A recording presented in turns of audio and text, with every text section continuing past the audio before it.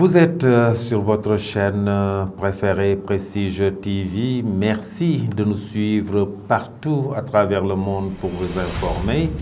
Au sommaire de cette édition, Grand Magal de Touba, une délégation du ministère de la Santé et de l'Action sociale était à Touba pour les préparatifs et les dispositions sanitaires. Après son voyage à Abidjan et à Denver, le docteur Babacar Diop informe la population thiessoise. Et puis, 47e édition de la Semaine nationale de l'alphabétisation. Le thème de cette année était la diversification et la transformation des espaces d'apprentissage. La page de l'actualité nationale avant celle de l'actualité internationale. Et la page des sports viendra boucler cette édition dans un court instant. Le développement.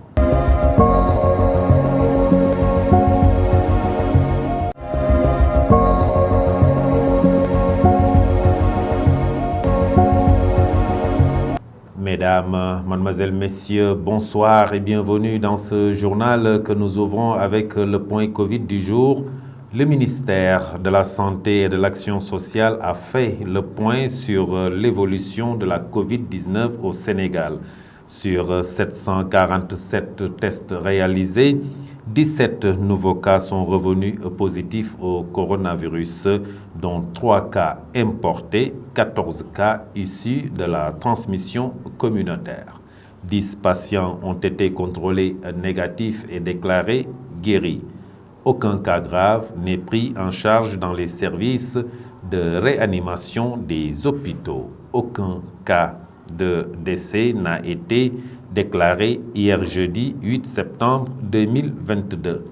L'état de santé des autres patients reste stable. Et puis, je vous le disais tout de suite dans le sommaire Grand Magal de Touba, une délégation du ministère de la Santé et de l'Action sociale a été reçue à Touba par le porte-parole du Khalife général des Mourides, Serigne Bassirou Mbacké Abdou Khadre. Cette visite entre dans le cadre des préparatifs du Grand Magal de Touba commémorant le départ en exil de Cheikh Ahmadou Bamba Khadimou Rassoul. Docteur Marie Khemesse Ngom, ministre de la Santé et de l'Action sociale, fait le point de cette visite. Elle est au micro de notre envoyé spécial Moussa Mbaye. Nous sommes là depuis ce matin pour évaluer le dispositif sanitaire mis en place par le ministère de la Santé et de l'Action sociale et tous les acteurs qui l'accompagnent et le soutiennent dans cette œuvre. Comme vous le savez, donc, nous sommes là en présence de monsieur le gouverneur de la région de Diourbel, monsieur le préfet donc, du département de Mbacké et le sous-préfet de Ndam. Parce que tout simplement, il faut dire que tout ce qu'on est en train de faire, il faut nécessairement une coordination régionale. Et donc vous avez suivi avec nous tout ce qui a été fait. Donc des postes médicaux avancés qui sont au niveau donc, des communautés, jusqu'au niveau des postes de santé, des centres de santé, des hôpitaux de niveau 1, 2, 3 jusqu'à 4, parce que vous avez aujourd'hui donc le nouvel hôpital de Khadimoul Khadim. Vous avez dû voir en termes de personnel tout ce qui a été déployé, en termes d'infrastructures sanitaires, parce que vous savez que donc, depuis un certain nombre de temps, le Sénégal donc, a mis en place des stratégies de renforcement du matériel, mais également des formations et tout le personnel que nous sommes en train d'attendre. La particularité aujourd'hui au niveau de Touba, c'est qu'il y a de cela quelques jours, nous avons commencé la fermeture de l'hôpital de Dantec. Et il y a un service très stratégique qu'on appelle donc le service de cancérologie et une bonne partie qui a été donc redéployée au niveau de Touba. Vous avez vu donc en termes donc, de chimiothérapie, en termes de radiothérapie, en termes de cryothérapie, ce qui est prévu. Et donc pour, en tout cas, sur 2/3 de ce qui avait été attendu, donc nous sommes satisfaits. Après son voyage à Abidjan avec l'Association internationale des maires francophones et à Denver pour de nouvelles coopérations, le maire de la ville de Thiès, Dr Babacar Diop, a tenu un point de presse hier pour parler de coopération décentralisée pour la ville de Thiès. Dans son intervention, il est revenu sur ses ambitions pour sa ville. Ses propos sont recueillis par Isaac Dabar, Doudou Dieye. Après Abidjan, j'ai été invité aux États-Unis, à Colorado, à Denver. L'Association internationale des maires francophones doit être repensée, sinon nous la quitterons. Cette nouvelle coopération doit se fonder sur nous-mêmes, basée sur nous-mêmes, nous-mêmes et sur les intérêts exclusifs de Thiès. D'abord, cette coopération, elle va se baser sur ce qu'on appelle la coopération horizontale. La coopération horizontale, parce qu'il y a des structures à Thiès avec lesquelles nous avons des relations que nous voulons renforcer. Nous voulons ouvrir cette ville à l'international. Nous voulons ouvrir Thiès à l'Amérique du Nord, à l'Amérique du Sud, au Canada, à des villes asiatiques comme Bogor en Indonésie et d'autres villes pour la préservation des intérêts de Thiès et le respect de notre dignité. D'abord, avec les Canadiens, nous avons déjà une convention qui va amener à Thiès le premier festival des films francophones à Thiès. Et c'est pourquoi j'ai voulu revenir sur mes différents voyages à l'étranger et pour rendre compte au peuple de Thiès, mais aussi dire au peuple de Thiès que d'ici le mois de novembre, nous vous présenterons le plan de mobilisation des ressources parce que le budget de Thiès est trop faible. Les ressources dans cette ville sont trop faibles. Nous avons travaillé depuis plusieurs mois sur un plan de mobilisation des ressources parce que nous voulons amener le budget de Thiès à 10 milliards. Une ville doit avoir un plan de développement, des orientations claires pour vous indiquer là où nous voulons amener cette ville avec 5 axes. Dans ce cadre, j'annonce que l'agenda culturel de la ville de Thiès sera lancé au mois d'octobre. Et pour dire aux populations de Thiès que nous avons une très grande ambition. La 47e édition de la Semaine nationale de l'alphabétisation a été célébrée hier jeudi à la mairie de Thiès-Ouest. La cérémonie a été présidée par le maire de la commune de Thiès-Ouest, Dr Mamadou Djité, et du secrétaire général de l'inspection d'académie de Thiès, Khady Sow Diallo. Le thème retenu cette année porte sur la diversification et la transformation des espaces d'apprentissage, d'alphabétisation face aux défis liés au développement du capital humain. Khady Sow Diallo nous fait ici l'économie de cette séance. Elle est au micro de Mam Biram Cissé Gaye, Fatou Kenyan. Cet après-midi, dans les rues de la mairie de Thiès, pour célébrer, lancer la 47e Semaine nationale de l'alphabétisation, à l'instar du réseau central et des autres académies du Sénégal. Le thème de cette année, c'est la diversification et la transformation des espaces d'apprentissage d'alphabétisation face aux défis liés au développement du capital humain. Une thématique qui a été développée par le RDA 2001, qui est un expert en matière d'alphabétisation, qui nous a fait une bonne communication et qui revient sur la nécessité de changer de paradigme, surtout dans le contexte lié à la pandémie à Covid-19, qui a forcé, qui a décrété véritablement dans presque tous les secteurs l'utilisation du numérique, la digitalisation, l'utilisation des technologies de l'information et de la communication. Le sous-secteur de l'alphabétisation et des langues nationales ne doit pas être en reste. Et la thématique de cette année invite à une réflexion profonde par rapport aux actions concrètes à mettre en place, à la concrétisation de cette numérisation, de la digitalisation du sous-secteur pour que, quel que soit l'espace où on se trouve, quel que soit l'endroit où on est, que l'on puisse continuer l'enseignement apprentissage avec les technologies de l'information et de la communication. Préparatif de la 137e édition du Gamou de Keur Mame El Hadj Ndiéguène, un CDD s'est tenu à la préfecture de Thiès. À cet effet, le préfet du département Moussa Diagne a présidé la réunion en présence des chefs de service concernés et des représentants de la famille Ndiéguène.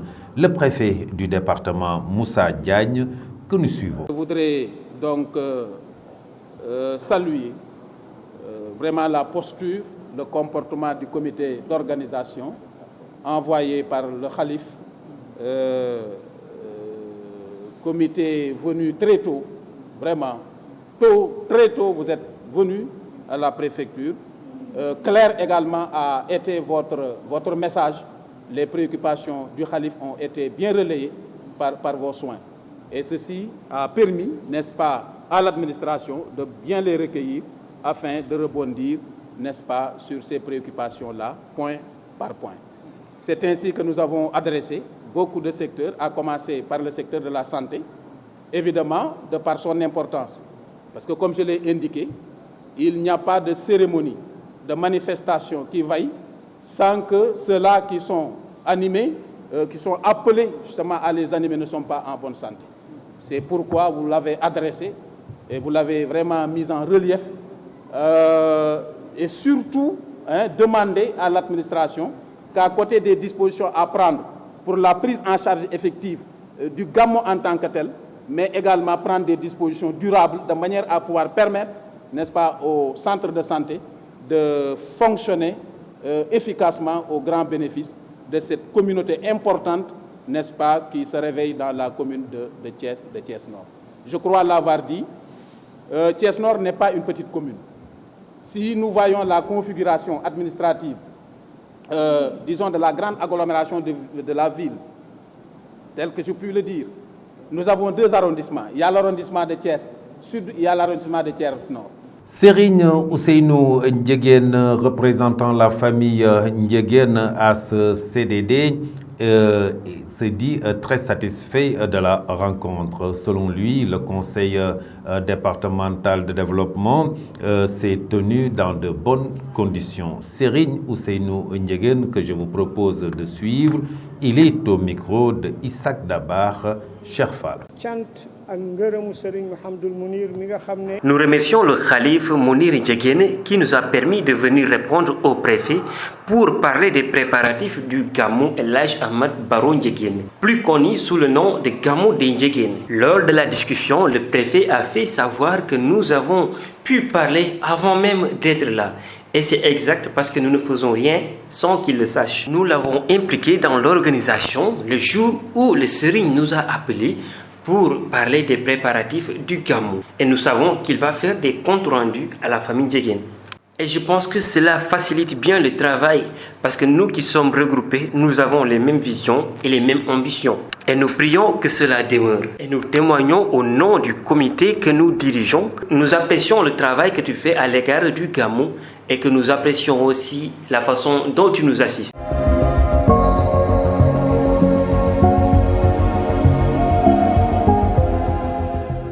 Dans cette page de l'actualité nationale, Nioro, la gendarmerie a saisi plus de 42 millions en faux médicaments. La page de l'actualité nationale porte la signature de Fatou Fall. Démarrons les actualités nationales avec le chef de l'État Macky Sall au président polonais Andrzej Duda. Le Sénégal reste un pays ouvert à tous les partenariats. En visite officielle à Dakar, le président polonais Andrzej Duda et le chef de l'État Macky Sall ont animé ce jeudi 8 septembre une déclaration de presse conjointe. Lors de cette rencontre avec la presse nationale, au terme terme d'une séance de travail entre les deux chefs d'État et de leur gouvernement. Le président Macky Sall s'est félicité de l'état de la coopération entre le Sénégal et la Pologne.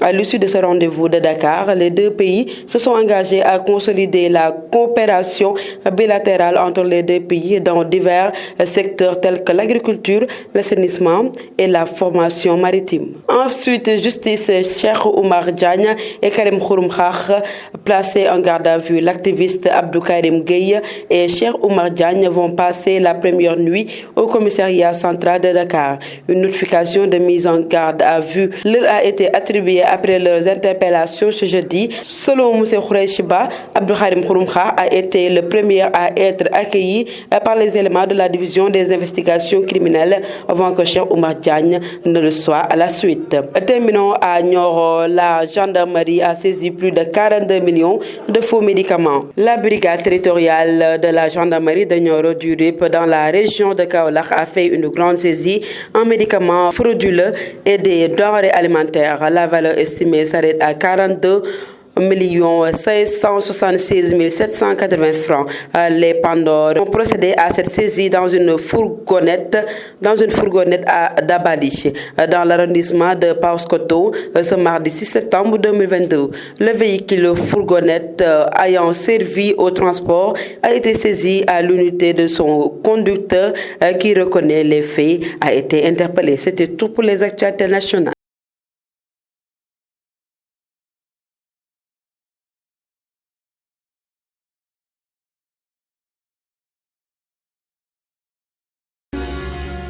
Et sur l'international, mort de la reine Elisabeth II, le prince Charles, nouveau roi d'Angleterre. La page de l'actualité internationale, c'est avec Isaac Daba. Actualité internationale, mort d'Elisabeth II, le prince Charles, nouveau roi d'Angleterre. Fin de règne. La reine d'Angleterre, Elisabeth II, est morte ce jeudi 8 septembre à l'âge de 86 ans. Monarque la plus célèbre de la planète, la reine Elisabeth II est morte jeudi à 86 ans dans sa résidence écossaise de Balmoral, ouvrant une ère incertaine pour la couronne britannique à laquelle elle avait dédié sa vie. Son fils aîné Charles, prince de Galles, va lui succéder à l'âge de 73 ans, symbole de stabilité ayant traversé imperturbable les époques et les crises. Elle avait côtoyé depuis la mort de son père George VI en 1952 quand elle n'avait que 25 ans. Nehru, Charles de Gaulle ou Mandela qui l'appelait mon ami. Pendant son règne, elle a assisté à la construction puis à la chute du mur de Berlin et a rencontré 12 présidents américains. Nous poursuivons avec le Mali. L'armée et ses supplétifs sont toujours au Niaouro. Niaouro, un village situé à Safora, dans la région de Mopti, dans le centre du Mali, est au cœur d'une opération antiterroriste de l'armée malienne depuis dimanche. Opération pour laquelle les soldats maliens sont accompagnés de leurs supplétifs russes et des chasseurs traditionnels d'Ozos. Les nombreuses sources locales jointes par RFI ont rapporté des cas d'agression sexuelle et même des viols. Ce jeudi, le village reste occupé par les militaires maliens. Ils vont et viennent dans le village de sorte que leur nombre varie. Mais les militaires maliens, leurs supplétifs russes et les chasseurs traditionnels d'Ozos qui les accompagnent maintiennent une présence permanente à Niaouro. Nous terminons cette page avec plus de 11 000 écoles fermées dans le Sahel central et le bassin du lac de Tchad à cause des conflits. Au total, ce sont 11 100 écoles qui sont fermées dans le Sahel central et le bassin du lac Tchad en raison des conflits ou des menaces proférées contre les enseignants et les élèves, selon l'UNICEF et les ONG de protection de l'enfance. Ce sont ainsi des centaines de milliers d'enfants qui sont privés de rentrée scolaire cette année. Face à cette situation, les 7 organisations lancent un appel au gouvernement sahélien et à la CEDEAO et aussi à l'Union africaine pour qu'ils prennent des mesures concrètes comme l'adoption d'une déclaration interdisant l'utilisation militaire des écoles ou la mise en œuvre de la déclaration sur la sécurité dans les écoles. Voilà ce qui m'est fait à cette page internationale.